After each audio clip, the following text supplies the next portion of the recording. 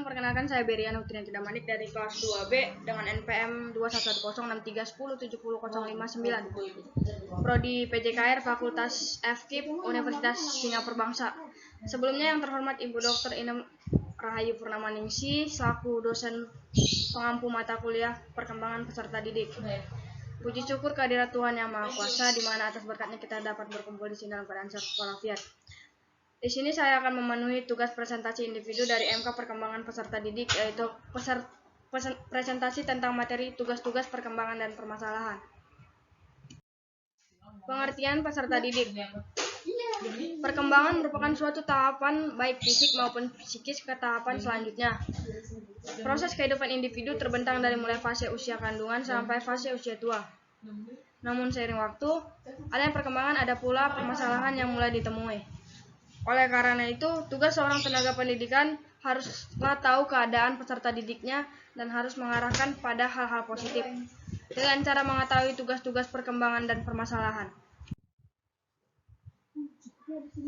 Tugas perkembangan individu bersumber pada faktor-faktor. Ada faktor kematangan fisik, misalnya belajar berjalan karena kematangan otot-otot kaki. Yang kedua, belajar bertingkah laku, bergaul dengan jenis kelamin yang berbeda pada masa remaja karena kematangan organ-organ seksual.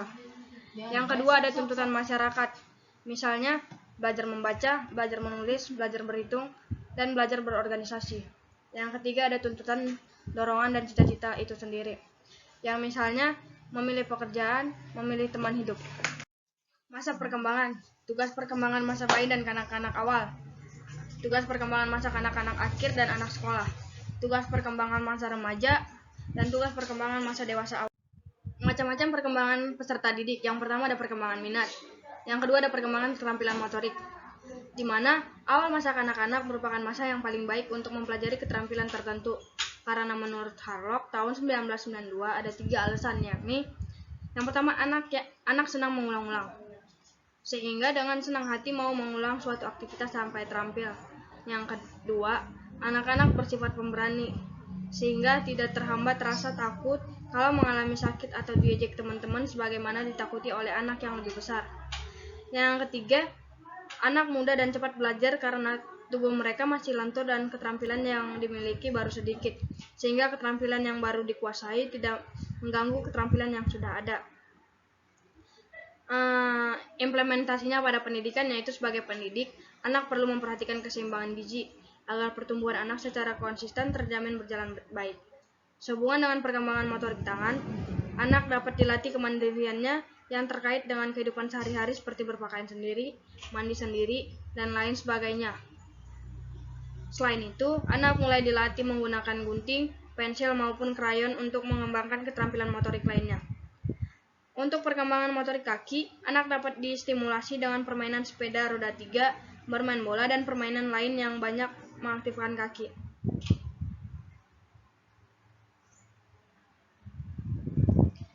Yang ketiga ada perkembangan sosial. Apabila seorang anak tidak dapat mengatasi konflik sosial secara verbal, maka ia akan beralih menggunakan kekerasan fisik atau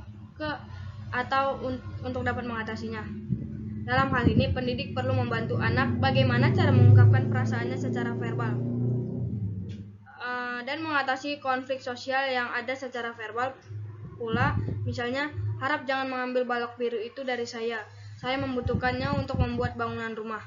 Dengan demikian, pendidik telah membantu anak menyatakan perasaannya dan mengatasi situasi konflik sosial dengan model yang baik.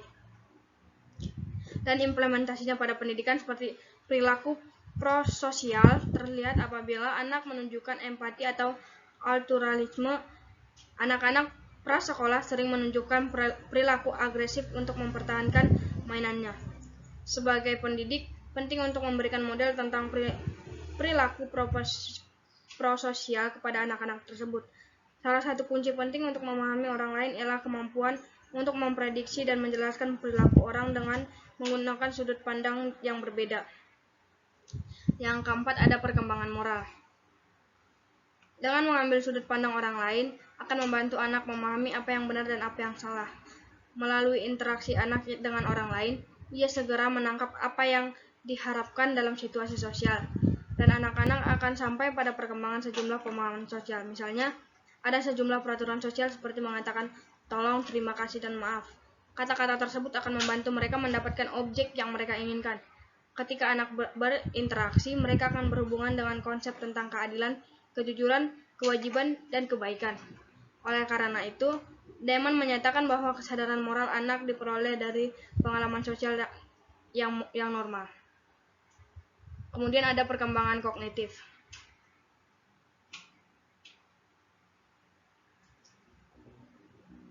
Pada masa kanak-kanak awal, anak berpikir konvergen menuju ke suatu jawaban yang paling mungkin dan paling benar terhadap suatu persoalan. Menurut teori perkembangan kognitif Piaget, anak pada masa kanak-kanak awal berada pada tahap perkembangan praoperasional 2-7 tahun. Istilah praoperasional menunjukkan pada pengertian belum matangnya cara kerja pemikiran. Pemikiran pada tahap praoperasional masih kacau dan belum terorganisasi dengan baik. Yang sering dikatakan oleh anak belum mampu menguasai operasi mental secara logis.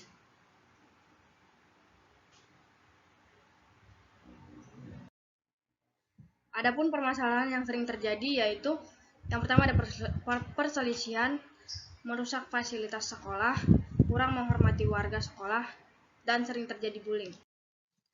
Jadi kesimpulan dari presentasi ini, perkembangan dan permasalahan memang menjadi dua hal yang selalu bersangkutan. Jika adanya suatu perkembangan, pasti akan muncul permasalahan. Dua hal yang harus diperhatikan di setiap masanya, mulai dari masa bayi hingga masa dewasa oleh setiap individu, khususnya sebagai tenaga pendidik yang harus berkontribusi dengan baik. Sekian yang bisa saya presentasikan dari materi kali ini. Mohon maaf apabila ada kesalahan. Terima kasih.